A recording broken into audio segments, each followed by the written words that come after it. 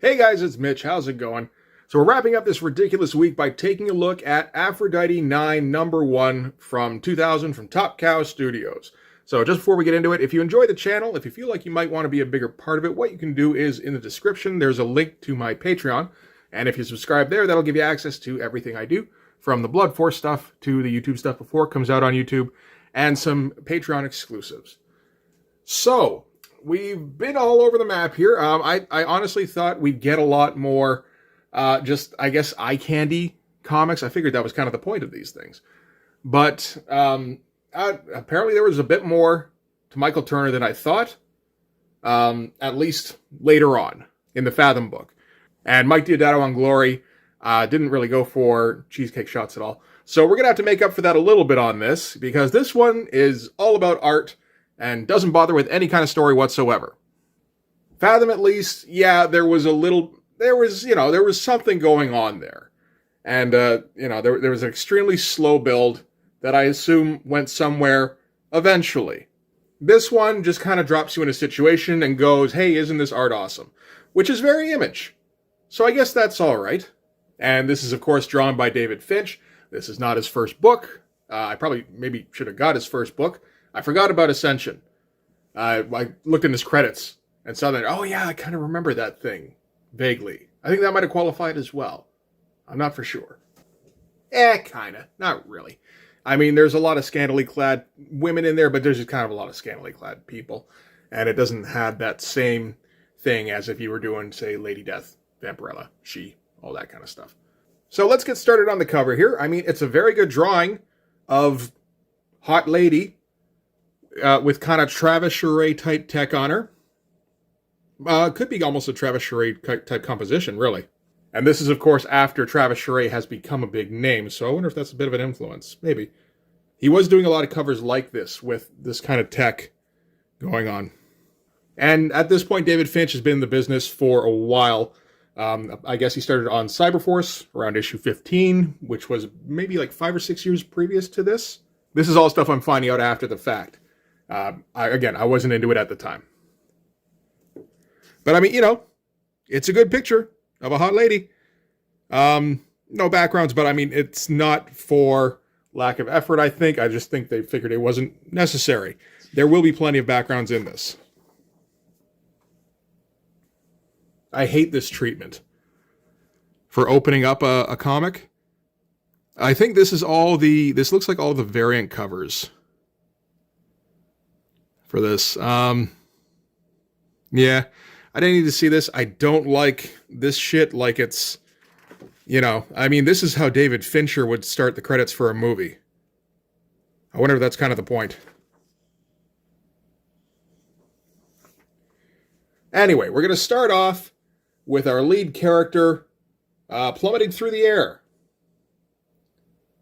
thinking that this is kind of a dream, and we get a little bit of a voiceover talking about, something that's still kind of relevant today, AI taking over jobs for humans.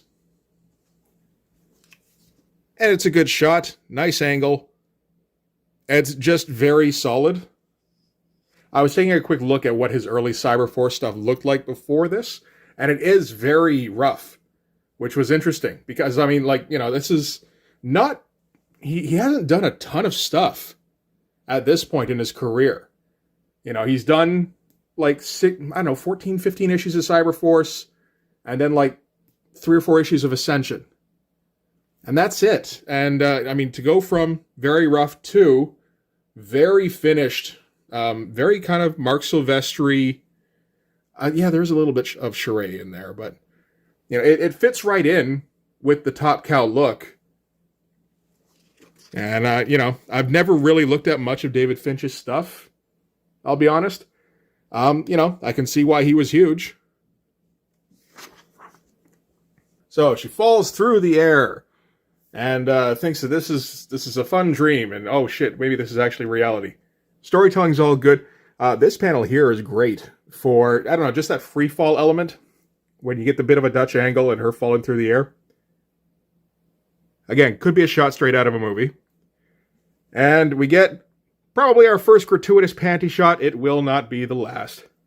And Aphrodite hits the ground from like, I don't even know, a good 200-300 feet up. Doesn't really seem to have hurt her at all, and she's not sure why that is.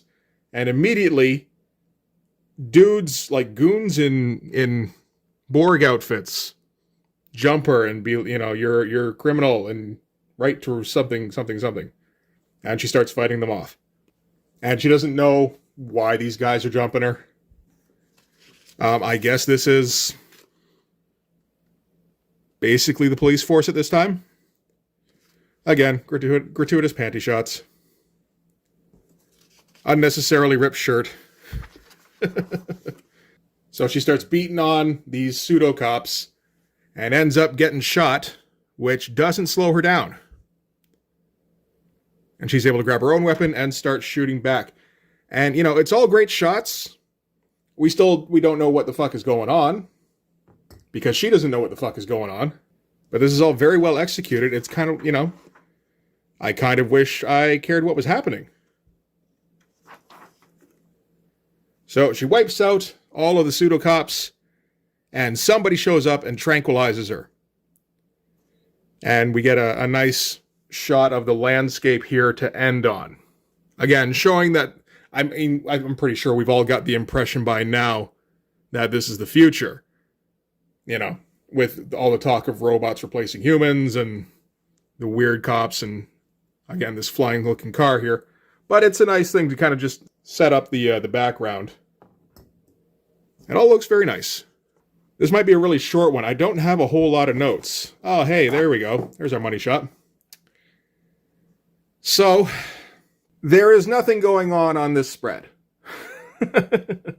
In case you were wondering, vaguely, hey, wait a minute, is there dialogue on this page? There's some voiceover. Basically, man, this has been a crazy day. I don't know who I am. Man, that sucks.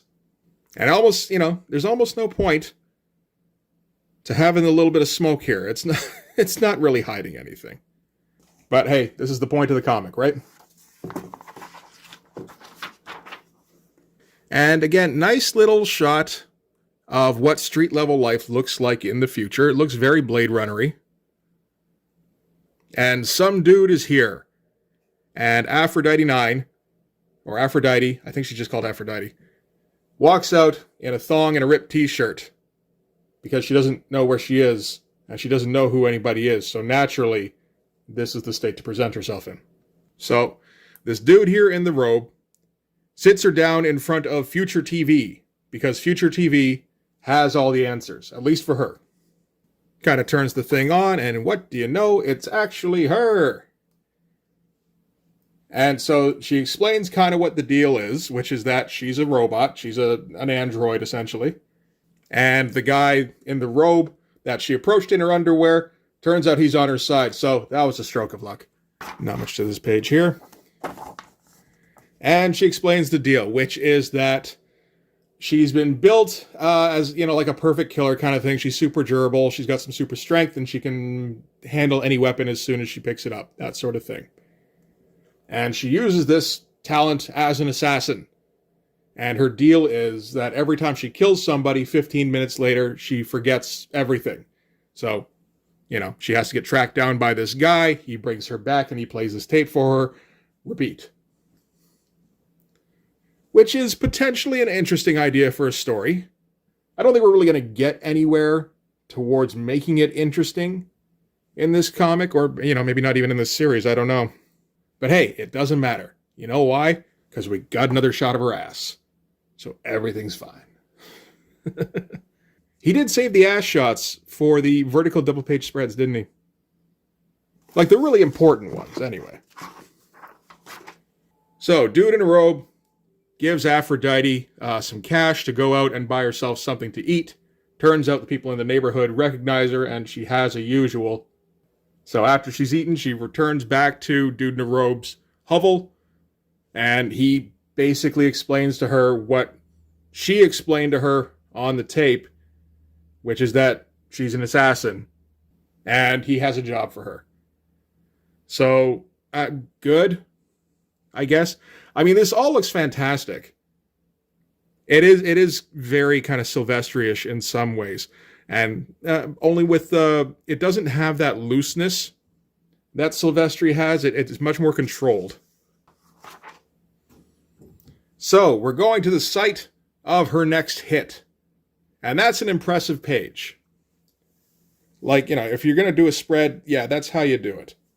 Again, that Travis Charest kind of technology. Very nice. So he's taking from a bunch of different sources here, it feels like.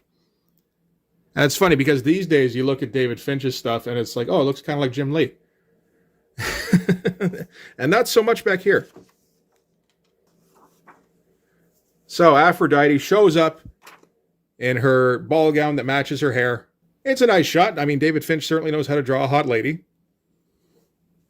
And she meets some guy here who swears that he recognizes her from somewhere. So seeing as how Aphrodite's memory is constantly being erased, he probably does.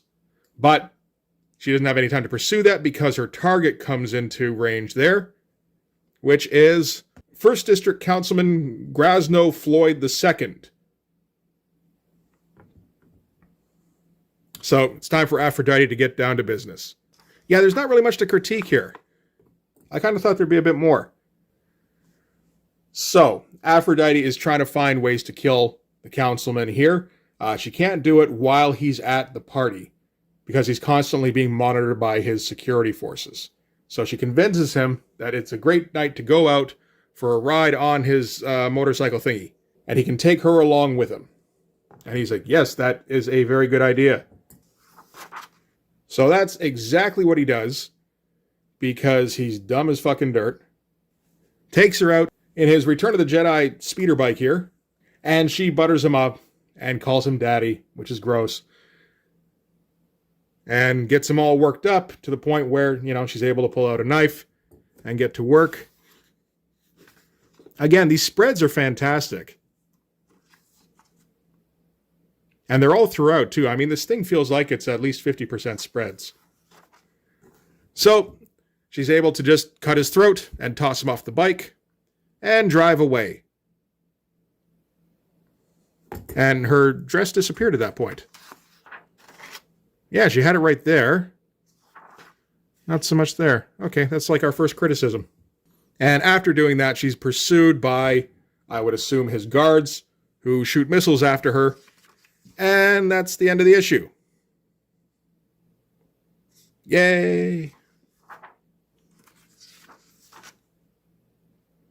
Yeah, and not really much going on in there. So that's it for Aphrodite IX.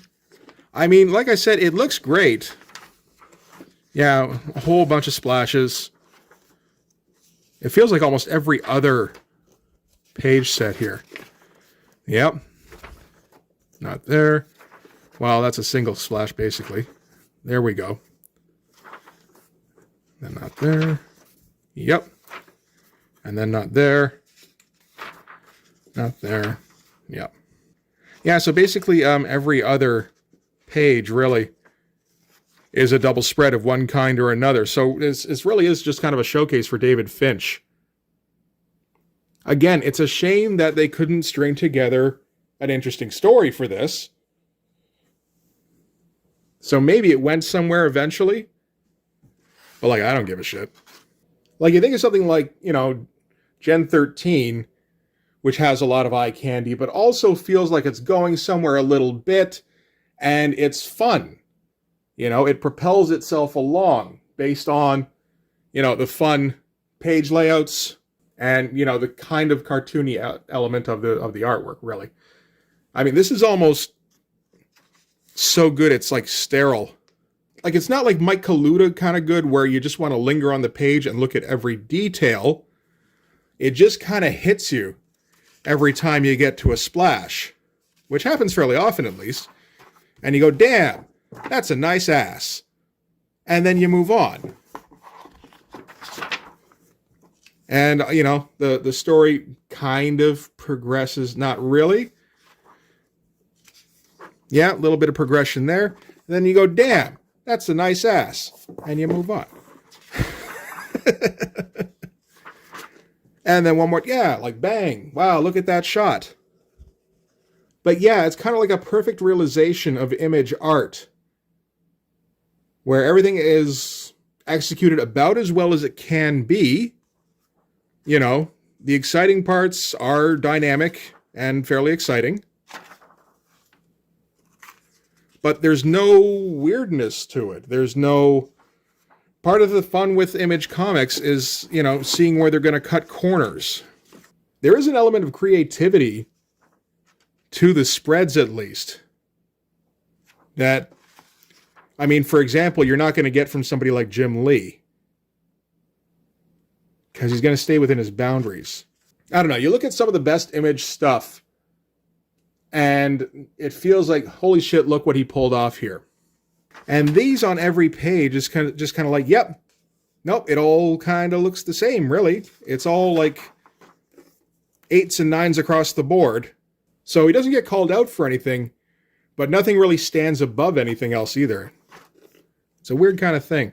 And like even stuff like this, it's almost a bit of a dip, because it's a large image, but there's not, you know, I mean, with the large images you get in this book, there's usually that wow factor. So you can't even have like a 3/4 splash and have it be special. It's odd. Yeah, it's almost like a sterility. And from what I could tell, he was taking a long time on books. He did 3 issues of Aphrodite IX over the course of like a year and a half, maybe even 2 years. And I'm not sure if he was really fitting in much in between, like probably covers and stuff, but I don't know about full issues. So, yeah, it feels like he sits on a page and he, you know, delineates everything, puts in every single scrap of detail he can think of, but like studiously. So you don't get that spontaneity of somebody like McFarlane, who will just, like, you know, noodle until he finds something crazy to do. It's like cinematic, but the problem is that comics aren't cinema. It's an interesting thing. It's not satisfying as a comic book. At least not to me. I mean, this is just my interpretation, obviously. But yeah, it's a strange kind of thing. Usually if I'm going to get artwork this good, I'd be going over, look what he does here, look what he does here. But you know, it's just kind of this wall of, yes, it's very good. Move along. Honestly, Michael Turner has some of that too, with just how much detail he pours into every page. But it gets offset a little bit by the fact that all of his people look like they're somewhat alien. You know, they're not quite right looking. All of these people fit in perfectly with this world. So, I mean, it's a very well realized comic, but yeah, it just seems to be missing something. Kind of a strange experience, really. Anyway, so that's going to do it for Bad Girl Week. Yeah, I think this might end up being a pretty short episode, so sorry if that's the case. But so next week, we're going to be going in a new direction, so stay tuned for that. In the meantime, thanks very much for watching. If you like this video, please hit like, hit subscribe, hit the notifications so you know when the next one's coming out. Go and subscribe on my Patreon. It gives you access to everything I do, from the Blood Force stuff to the YouTube stuff before it gets released to YouTube, as well as Patreon exclusives. You can also follow me on Instagram and DM me there for commissions. But yeah, that's going to do it. Thanks again for watching. I'll see you guys in the next one. Bye-bye.